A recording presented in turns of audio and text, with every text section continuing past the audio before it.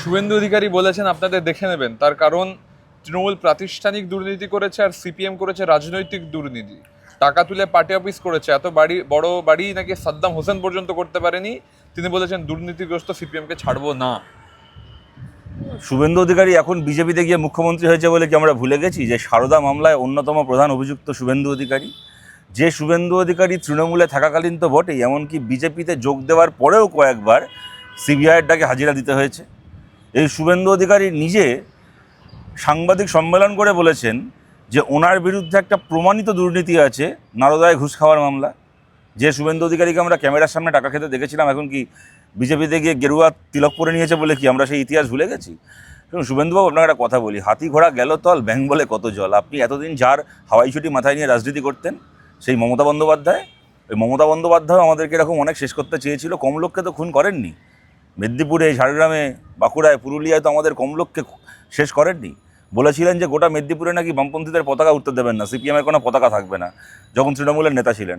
সিপিএমের পতাকা সিপিএমের পতাকার মতো করে মাথা উঁচু করে উঠছে, আর আপনি তৃণমূলের পতাকাটা ফেলে দিয়ে বিজেপির পতাকা নিয়ে এখন মোদির জুতো পালিশ করতে চলে গেছেন। আর শুভেন্দুবাবুকে বলছি, এই সমস্ত ধমকানি না চোর তৃণমূলের নেতাগুলোকে দেবেন, যাদের নামে 12-14টা তোলাবাজির কেস আছে, মানুষ খুনের কেস আছে। আপনার দয়ায় যারা জেলের বাইরে রয়েছে তাদেরকে সব ধমকানি দেবেন যে আমার কথা শুনে চলো, নাহলে তোমাকে দেখে নেবো। আর আপনার দেখে নেওয়ার ধমকানি শুনে তারা বাপ বলে আপনার পায়ে গিয়ে সারেন্ডার করবে। তারা সবাই ভালো তৃণমূল নেতা হয়ে যাবে। ধমকানি সিপিএমকে দিতে আসবে না। আমাদের কোনো দায় নেই শুভেন্দু অধিকারীর চোখে ভালো সিপিএম হওয়ার। আমরা সারা জীবন শুভেন্দু অধিকারীর চোখে খারাপ সিপিএমই থাকবো, থেকে বিজেপির বিরুদ্ধে লড়াই করব। এখন মোদি অমিত শাহ জেনজির প্রতিবাদে, মোদি অমিত শাহ এখন ভারতের যুব সমাজের প্রতিবাদে এখন মুখ লুকিয়ে বেড়াচ্ছে, আর কোথাকারকে শুভেন্দু অধিকারী আমাদেরকে চমকাতে এসছে। গত সরকারও আপনাদের বিরুদ্ধে অনেক কমিশন তৈরি করেছিল, এবার আপনাদের বিরুদ্ধে আবার তদন্তের ইঙ্গিত দিচ্ছে বর্তমান সরকার। করুক না। আরে ইনি তো মমতা, আচ্ছা এখন ইনি দাঁড়িয়ে বলছেন ফাইল কেন প্রকাশ করা হয়নি, 21শে জুলাইয়ের ফাইল প্রকাশ করছেন। 2011 থেকে 2020 আপনি তৃণমূল সরকারের মন্ত্রী ছিলেন, আপনি কেন ফাইল প্রকাশ করেননি? আপনি যে দপ্তরগুলোর মন্ত্রী ছিলেন তৃণমূলের, সেই দপ্তরগুলোতেও তো একসময় বামফ্রন্টের মন্ত্রিসভার কেউ না কেউ মন্ত্রী ছিল। তাদের কোনো দুর্নীতি পেয়ে থাকলে সেই ফাইল আপনি কেন প্রকাশ করেননি? তার কারণটা হচ্ছে বামফ্রন্টের কোনো দুর্নীতি নেই। আমি বলছি Suvendu Adhikari, we accept your challenge. আপনার যা করার আছে করে নিন। বিধানসভাতে দাঁড়িয়ে মুখ্যমন্ত্রীর ভাষায় কথা না বলে পাড়ার তৃণমূলী মস্তানের ভাষায় কথা বলছেন তো, দেখে নেবো, বুঝে নেবো, হ্যান করে নেবো। আপনার যা বোঝার আছে বুঝে নিন। আমরাও আমাদের লড়াই আমাদের মতো করে চালিয়ে যাবো। We are not scared of you, we are not afraid of you. আপনাকে আমরা ভয় পাই না। শুভেন্দু অধিকারী বলেছেন যাদবপুরের পার্টি সাবধানে থাকুন, অনেক উস্কানি দিচ্ছেন।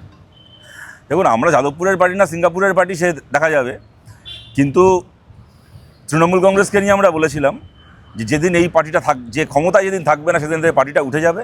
আমরা বিজেপিকে নিয়েও বলছি, শুভেন্দুবাবুকে বলছি, মমতা বন্দ্যোপাধ্যায়, অভিষেক বন্দ্যোপাধ্যায়কে দেখে শিখুন, পুলিশ চলে গেলে হুমকি দিয়ে রাজনীতি করা রাজনৈতিক নেতাদের কী অবস্থা হয়। সুতরাং মুখ্যমন্ত্রী সদ্য মুখ্যমন্ত্রী হয়েছেন, মুখ্যমন্ত্রীর কাজ করুন। মুখ্যমন্ত্রী হওয়ার পরে পশ্চিমবাংলায় এখনও সরকারি চাকরিতে নিয়োগ শুরু করতে পারলেন না। এখনও অবধি পশ্চিমবাংলায় একটা বন্ধ হয়ে যাওয়া রাজ্য সরকারের একটা ইউনিট খুলতে পারলেন না, খোলার চেষ্টাও করলেন না। এখনও মুখ্যমন্ত্রী হয়ে পশ্চিমবাংলায় স্কুলগুলোর অবস্থা ফেরানো দূরের কথা, মাঝখান থেকে বাচ্চাদের খাবার থেকে মিড ডে মিলের ডিমটাকে চুরি করে নিলেন, মিড ডে মিলের ডিমটাকে সরিয়ে নিলেন, বাংলার আইটিআইগুলোকে বেসরকারি মালিকের হাতে তুলে দেওয়ার কথা ঘোষণা করলেন। মুখ্যমন্ত্রী হয়ে আগে মুখ্যমন্ত্রী সুলভ 5টা কাজ করুন, তারপর বিজেপি নেতা মার্কা ভাষণ দেবেন। আর যদি মুখ্যমন্ত্রী চেয়ারে বসে যদি পার্টির নেতার মার্কা ভাষণ দিয়ে যান, ওই আপনার আগে একজন 15 বছর এই কাজটা করেছিলেন, এখন হাতে হ্যারিকেন নিয়ে ঘুরে বেড়াচ্ছে, দলের লোকেরাও তাকে পাত্তা দিচ্ছে না। তাকে দেখে শিক্ষা নিন। আমাদের থেকে বেশি তো আপনি ওনাকে কাছ থেকে দেখেছেন, ওনার ঠিকগুলোকে দেখে না হোক ওনার ভুলগুলোকে দেখে শিক্ষা নিন। স্মার্ট মিটার বাধ্যতামূলক হবে না, মিছিল করার সুযোগ পাবে না বামপন্থীরা, বামপন্থীদের হাওয়া বেরিয়ে যাবে। যদি স্মার্ট মিটার বাধ্যতামূলক না হয় তাহলে আমরা মিছিল করবো না, তো মিটেই তো গেল। কিন্তু আপনি তো কদিন আগে ঘোষণা করলেন নাকি রাজ্য সরকারি কর্মচারীদেরকে নাকি স্মার্ট মিটার নিতেই হবে। আমরা বলছি ঘোষণাটা এরকম করলেন না কেন যে বিজেপি সমর্থকদেরকে আগে স্মার্ট মিটার নিতে হবে, বিজেপির ভোটারদেরকে আগে স্মার্ট মিটার নিতে হবে। ওরকম ঘোষণা করুক না, তাহলেও আমরা কোনো মিছিল করব না। যদি সরকার ঘোষণা করলো যে স্মার্ট মিটারকে বাধ্যতামূলক করা হবে একটা সেক্টরের জন্য, কেমন? আমরা বললাম আমরা তার প্রতিবাদে মিছিল করব। এখন মুখ্যমন্ত্রী বলছেন যে স্মার্ট মিটার বাধ্যতামূলক করা হবে না, সেক্ষেত্রে হাওয়াটা কার বেরোলো? শুভেন্দুবাবু, হাওয়াটা তো আপনার বেরোলো। আপনি যদি স্মার্ট মিটার বাধ্যতামূলক না করেন আমরাও মিছিল করবো না, মিটে গেল। আচ্ছা, হাওয়াটা তো আপনার বেরোলো। মমতা বন্দ্যোপাধ্যায় একটা ফেসবুকে পোস্ট করেছেন কুণাল ঘোষকে বিধানসভায় সাসপেন্ড করা নিয়ে, অন্যদিকে কল্যাণ বন্দ্যোপাধ্যায়কেও সাসপেন্ড করা হয়েছে, সেটা নিয়ে মমতা বন্দ্যোপাধ্যায় কিছু বলছেন?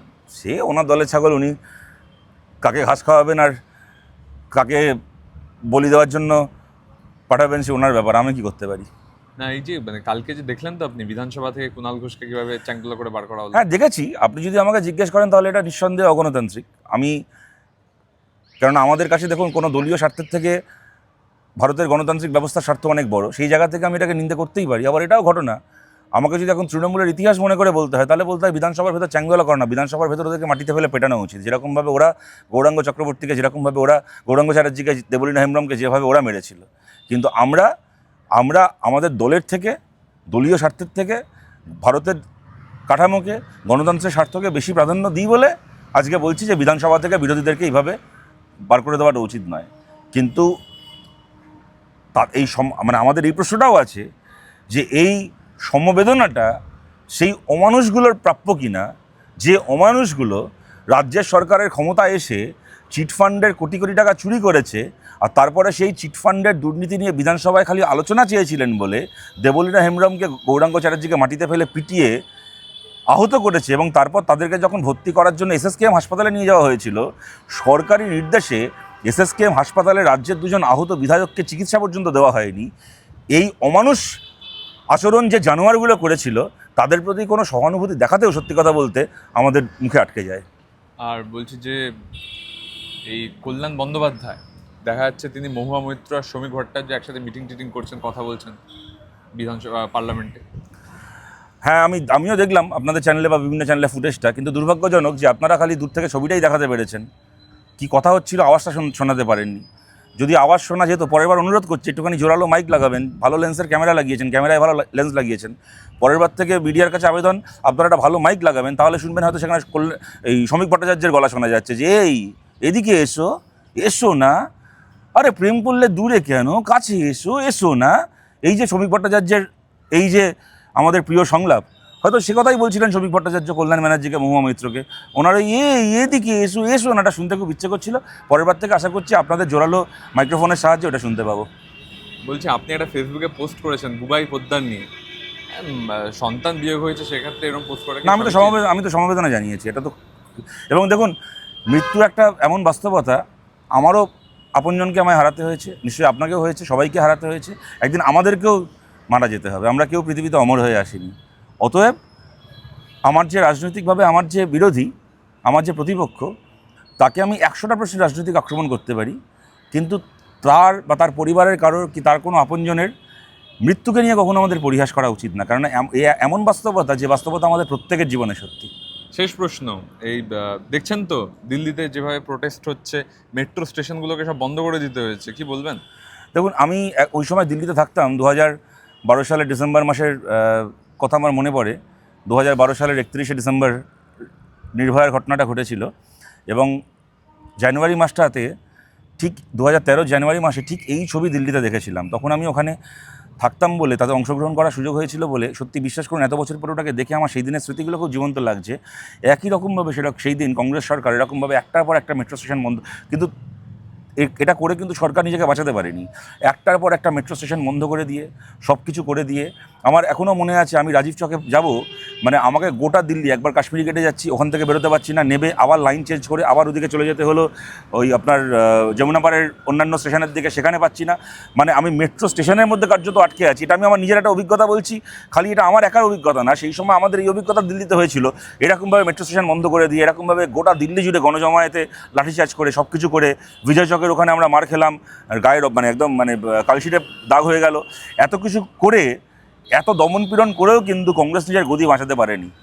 আর সেদিনের ঘটনাটা ঠিক যেভাবে একটা সিঙ্গেল ঘটনা থেকে শুরু হয়ে আরও বৃহত্তর একটা মানুষের ডিসকন্টেন্টের একটা বহিঃপ্রকাশে পরিণত হয়েছিল, আজকে আমরা পরিষ্কার বুঝতে পারছি যে বিজেপির আমলে গত 15 বছর ধরে এই যে যুগ যুগান্তর যে সঞ্চিত ব্যথা, এই সঞ্চিত ব্যথা কিন্তু আজকে মানুষ বা বিশেষ করে ভারতের যুব সমাজ তারা ওইটাকে নিয়ে রাস্তায় নেমে পড়েছে।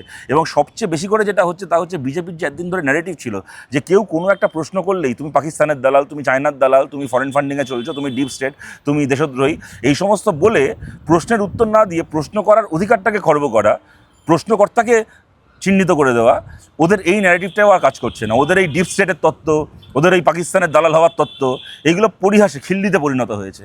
সুতরাং বিজেপি কিন্তু ওই ওই একটা কর্ণাটকের একটা গান ছিল, জো হিটলার কা চাল চলেগা ও হিটলার কা মত মারেগা। যে কাজ একসময় ওখানে আমরা অন্য সরকারের করতে দেখেছি, সেই সরকারের যা পরিণতি হয়েছিল, বিজেপি সরকারের জন্য সেই পরিণতি অপেক্ষা করে আছে।